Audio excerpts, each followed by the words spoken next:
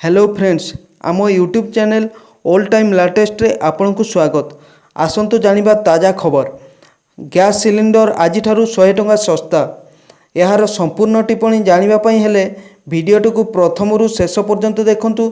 एमिति लाटेस्ट खबर जानिबा पई हेले प्रथमे आम चैनल को सब्सक्राइब करंतु एवं बेल आइकन को दबाई दियंतु। आसंतु जानिबा रोसई शाल पई एबे केंद्र सरकार खुशी खबर आनिछंती।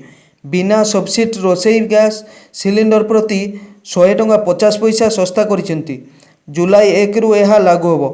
जातीय राजधानी दिल्ली रे सिलिंडर प्रति 637 टंका रे उपलब्ध हेबो। सब्सिडी युक्त सिलिंडर घरोई उपभोक्तांक पई जुलाई 1 रु 737 टंका 50 पैसा स्थान रे 637 टंका देवाको पड़िबो। सार्वजनिक क्षेत्र में कंपनी इंडियन ऑयल कॉर्पोरेशन रविवार विज्ञप्ति जारी करिछि। एथिरे कुहा जाइछि जे अंतर्जातीय बजार में दर ह्रास पाइबा परे एलपीजी सिलिंडर दर ह्रास करा जाइछि।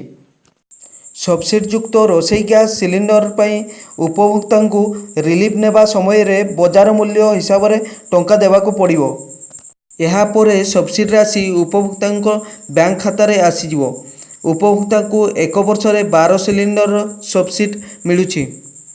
एलपीजी सिलिंडर मूल्य रे आसीथिबा ह्रास परे उपभोक्ता को 142 टंका 65 पैसा प्रति सिलिंडर सब्सिडी राशि बैंक अकाउंट माध्यम रे मिलिबो।